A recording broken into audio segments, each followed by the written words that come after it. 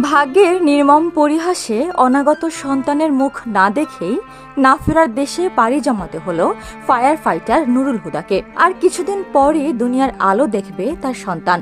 তবে টঙ্গীর ভয়াবহ আগুনের লেলিহান শিখা তাকে বঞ্চিত করল তার বাবার স্নেহ আর ভালোবাসা থেকে। গাজীপুরের টঙ্গীতে রাসায়নিকের গুদামের অগ্নিকাণ্ড নিয়ন্ত্রণ করতে গিয়ে আহত নুরুল হুদা জাতীয় বার্ন ও প্লাস্টিক সার্জারি ইনস্টিটিউটে চিকিৎসাধীন অবস্থায় পাড়ি জমান না ফেরার দেশে। আমার সাথে সন্তানদের দেওয়ার মতো কেউ নেই, শ্বশুরিও না, শাশুড়িও না, কেউ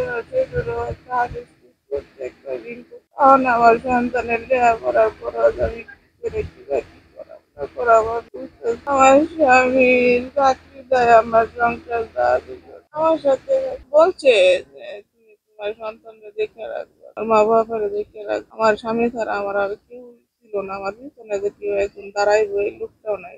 আমার কামাই করার মতো কোনো ভয় নাই, আমি তো অন্য কিছু করতারি না, ফসল হনে কিছু ব্যবসা বাণিজ্য করতাম, ফসল এখন যদি তারা আমি বলছিলাম যে বউয়ের একটা এসএসসি পাস, স্বাস্থ্য বুড়ি ফায়ার সার্ভিসের নেওয়ার মতো যোগ্যতা আছে, যদি একটা চাকরি দিত, মেয়েদের বহুত মেয়েরা দেখেছি একটা চাকরি দিলে মোটামুটি সংসার চালানির মতো একটা বাসা আশ্বস্ত করছে যে আমি ইনশাল্লাহ চেষ্টা করব, চেষ্টা কিচ্ছু না, ওনারা যদি বলে কালকে চাকরি দিব। স্থানীয়রা জানান নুরুল হুদা খুব সহজ সরল ও ভালো মানুষ ছিলেন। 3 বছর আগে বড় ভাই শামসুল হুদা বিদ্যুৎস্পৃষ্ট হয়ে মারা যান। তার চাকরির আয়ে পরিবারের খরচ চলত। পরিবারটিকে ক্ষতিপূরণ দেওয়া সহ নুরুল হুদার স্ত্রীকে ফায়ার সার্ভিসে চাকরি দিলে অসহায় এই পরিবারটি বেঁচে যাবে, এমনটাই দাবি তাদের। রাষ্ট্রীয় কাজে সে ফায়ার সার্ভিস ডিফেন্সে সে জব করতো টঙ্গী স্টেশনে, ওখানে রাষ্ট্রীয় কাজেই সে উদ্ধার কাজে যেয়ে আজকে সে অগ্নিদগ্ধ হয় এবং তার আজকে মৃত্যুবরণ হয় এবং তার 2টি বাচ্চা আছে এবং আরেকটি বাচ্চা অনাগত আগামী 5 তারিখে। না, এটা একটা মৃত্যু, একটা আজন্মের শূন্যতা। এই শূন্যতা কোনোভাবেই পূরণ হওয়ার নয়, যে তার এই পরিবার অসহায় পরিবারটাকে দিকে একটু দৃষ্টি রাখে এবং তার বাচ্চা তাদেরকে যেন খেয়াল রাখে এবং লেখাপড়া করার জন্য যেন সুযোগ সুবিধা এবং রাষ্ট্রীয় সকল সুযোগ সুবিধা যেন তাদের পরিবারকে দেওয়া হয় এই অনুরোধ রাখছি। আমার বাবা ছাড়া অনেক ভাই আমাদের দায়িত্ব দিয়ে গেছে, অনেক দায়িত্ব আমরা হয়েছি পরের বাড়িতে থাকি, আমাদের তো এই ক্ষমতা নাই, আমরা তো কিছু করি না, আমরা গৃহিণী, আমরা তো চাকরি করি না। সুন্দর করে গুছিয়ে রাখতো, বড় ভাই মারা যাওয়ার পরে তার সন্তানদের দেখাশোনা সবকিছু, লেখাপড়া সবকিছু সে দেখে রাখতো।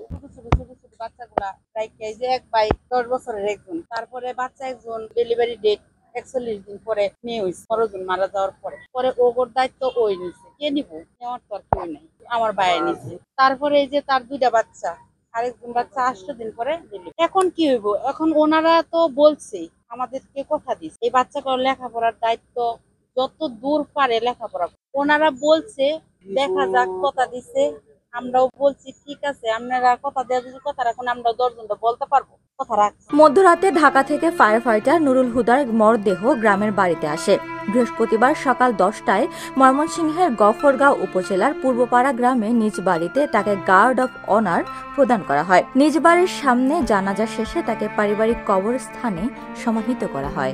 বীর মর্যাদায় উপাধি আসীন হয়েছেন, রাষ্ট্রের তার কোনো অভাব হবে না। সে যদি বেঁচে থাকতো, বেঁচে থাকলে যে সুবিধাগুলো পেত, তার মৃত্যুর পরে তার অধিক সুবিধা সে প্রাপ্ত হবে, কোনো সমস্যা হবে না, তার পরিবার পরিজনের, তার পিতা মাতার কোনো সমস্যা হবে না, আগের চেয়ে ভালো থাকবো। কিন্তু আমরা নুরুল হুদাকে ফেরত পাবো না।